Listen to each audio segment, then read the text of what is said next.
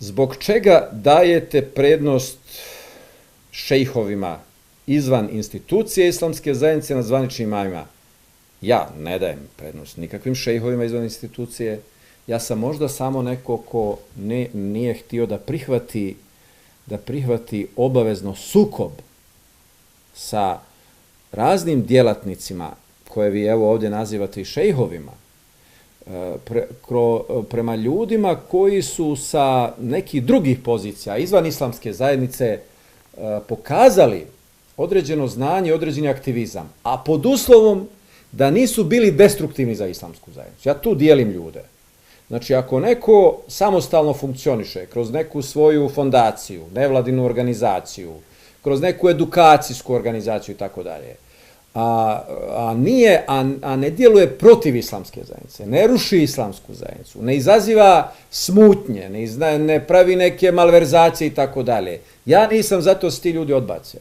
Ja sam zato da se sa tim ljudima uspostavi neki dijalog, ako je moguće i neka saradnja. Ili bar da im se da šansa i pruži ruka. Naravno, oni koji neće, oni koji hoće destrukciju, koji neće da razgovaraju, onda njih možete da prekrižite. Onda prema njima možete imati negativan stav. Moj stav je od nekih zvaničnika na čelu islamske zajednice po tome različit. A ne da ja dajem prednost, to nije tačno. Znači, ja sam samo imao hrabrosti da sa nekima od njih koji su iskazali želju razgovaram. Ja se nisam bojao njih.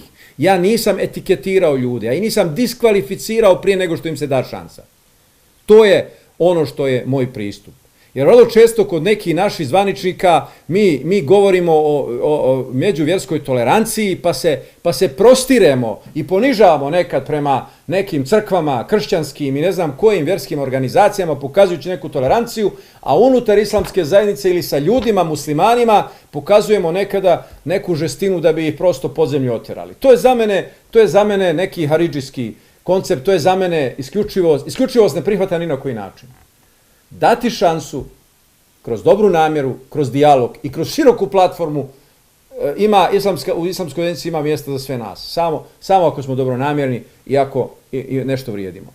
I ja sam zato da se upravo antagonizmi na taj način rješaju. Čak sam i to napisao u mom programu za Rej Sulemu. To sam vrlo jasno napisao. Oni koji pokažu da hoće paralelizam, paradžemate, antagonizam, koji hoće da rade za neke druge strane, protiv Bošnjaka, protiv islamske zajednice, boga mi sam zato da se sa njima žestoko obračunamo. Ali prije toga da se iscrpe sve bratske, islamske, vjerske, pa onako kako bi to poslanik sallallahu alejhi ve sellem radio. Eto, samo da to. Svaki puta kad hoćemo neki problem rješavati, hajmo se prvo zamisliti, odnosno promisliti i pokušati pretpostaviti kako bi to naš čestiti poslanik sallallahu alejhi ve sellem rješavao.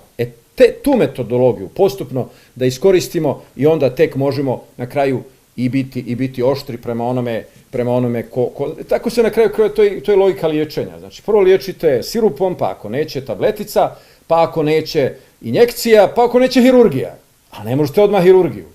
Imate neke naše ljude po islamskoj zajednici koji svoje ljenosti, svoj nerad, svoje deformacije u duhovnosti pravdaju. Ovaj vehabija, ovaj je ono, sve nekakve etikete frakcijske, a samo da bi prekrili sopstvene dakle, nedostatke. Naravno da je neprihvatljivo ni sa pozicija nekog neoselefizma ili ne znam bilo koje druge frakcijske relacije, pogotovo ono što ide naginje ka tekfirskoj ideologiji ili općenito ideologiji potenciranja jednog mezheba u razaranju postojećih struktura i tradicija, i to je neprihvatljivo. Zato sam da nađemo zajednički imenitelj argumenta znanja. Braćo, ukoliko budemo potencirali znanje sa znanjem slobodu, to su dvije dinamike u kojima uvijek ima mjesta za sve. To je ono što ja potenciram. Znanje u slobodi, sloboda u znanju. Dakle, u te dvije korelacije, vjerujte, možemo da podignemo islamsku zajednicu i bošnjačku zajednicu i bošnjačku naciju i islamsku kulturu općenito i opće ljudsku zajednicu. Na tome možemo da podignemo i da budemo ponosni na to što smo radili i čemu pripadamo.